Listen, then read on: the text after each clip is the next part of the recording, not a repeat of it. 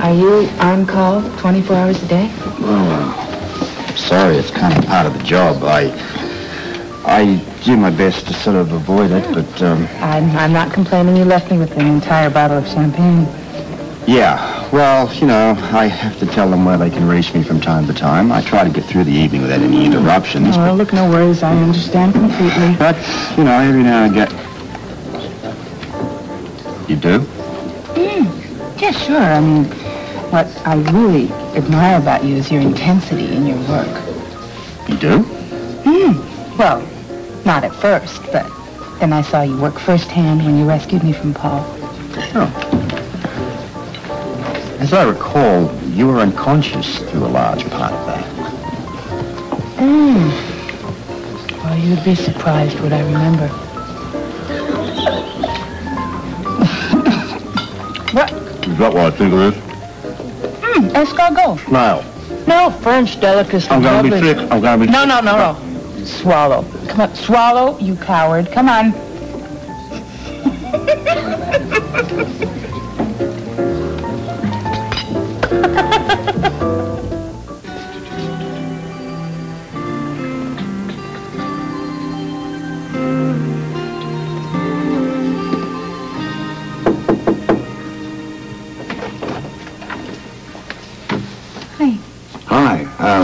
Just checking. Do you mind? No, come in. Oh, thank you. But you don't have to worry about me. Well, if I didn't, I wouldn't be much of a friend now, would I? So tell me, how did the conversation with Ned go? I took your advice. It was hard, but I asked Ned if what Alan said was true. Well, how did he react? He denied it. He said that Alan was just being difficult. Uh-huh. Well, I get the definite impression that you didn't completely believe him. I don't know what to believe. All right, so what happens next? I don't know that either. If I didn't care so much about both of them, it wouldn't be so hard. But I don't want to get hurt again. For what it's worth, I was just over to the Quartermains. You weren't talking about me. No, of course not. I had business there. You know, after all, I am related to them. Yes, of course. And with the exception of Lila, I think that Ned and Monica are probably the most decent and honest of the whole bunch. It's probably why they're so fond of each other. Yeah, but how fond, though? And it's probably the reason why they're so fond of you. Now, you listen to me. Take some free advice, all right? If family means as much to you as you say it does, you give them a chance. I don't regret what happened between us. And if Alan can't deal with our friendship, he can go hang. You know, Don could do a lot worse than you, my friend.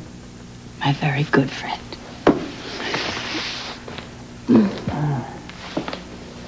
What a disgusting sight. While the cat's away, the mice certainly do play. Don't you think you ought to be just a tad more discreet? Tell me something, Mother. How did two nice people like Grandmother and Grandfather end up being parents to people like you and Alan? Why don't you have your Tante Monica show you? Okay. Thank you for a very pleasant dinner. But it looks like the evening's going downhill from here, so I think I'll call it a night. I don't blame you, and I think I'll follow suit with Lila and take a martini to bed. I'll walk you to the gatehouse, Ned. Afraid I'll be eaten by wolves, Mother? No. Just a lot of shrews in the garden.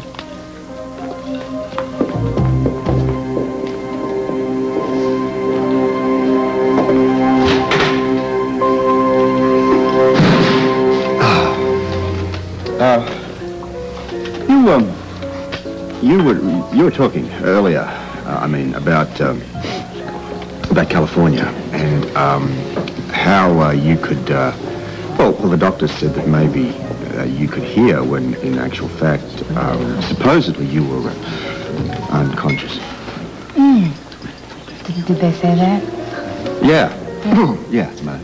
I was curious, from a scientific point of view, of course, if maybe, well, perhaps you might remember something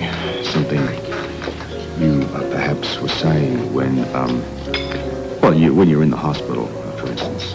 Yeah. You mean at the time you were sitting very close to my bedside? Maybe. And you were speaking in your very deep, low, soft voice? Could be. And you were saying some very sweet things? You heard it all. Everything? Not a word. But it must have been wonderful. I was in a coma, remember? Must have been great, judging by the look on your face just now. Listen, you can tell me right now if you'd like. Well, I doubt that I could remember it all. Just drink your brandy. Besides, you don't say stuff like that on a first date anyway. I was certain the news would bring tears to your lovely eyes. Oh, I'm bathed in sorrow. Are you certain there were no survivors? From what I've been told, all is gone. It is a terrible pity the government ignored your power. Others have tried, much to their regret. Does Robert Scorpio suspect you? I don't believe he understands it all yet, or hasn't put all the complexities together, at least. That is very fortunate for him. Yes. Now, I put into motion Phase B. And I must say it would sadden me deeply if it were necessary for any more sacrifices.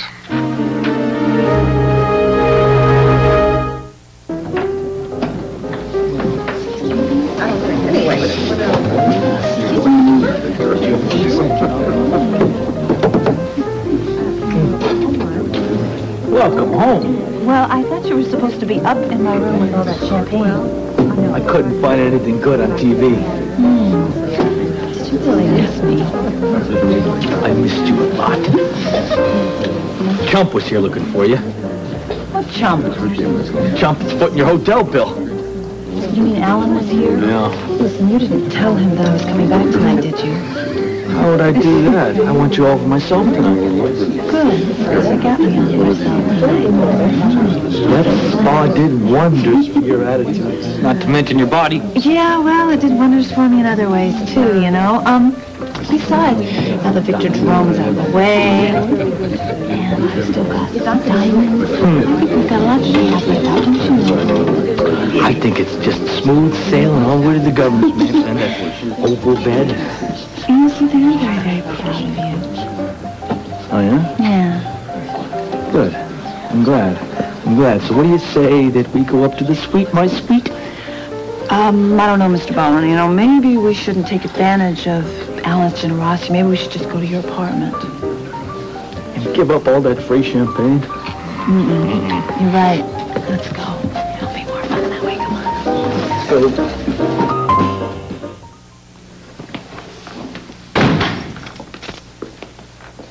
Alan, I don't really care where you've been or who you have been with.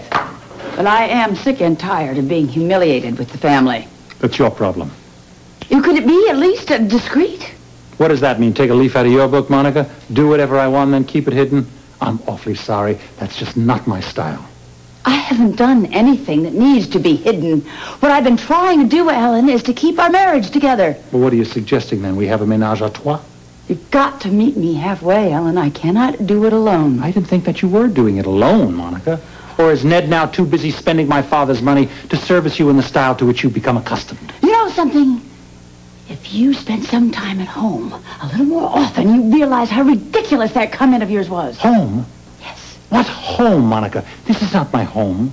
This is your home, Monica. This is your house. This is simply a place that I come to sleep alone. Alan, we have to talk. Monica, if we continue to talk, this could become hazardous to your health.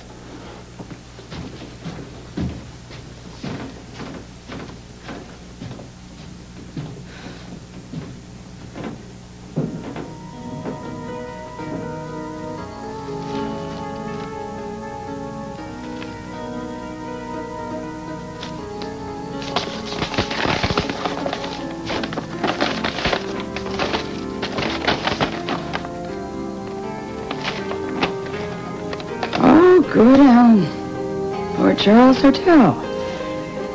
So that's where you keep your little love nest.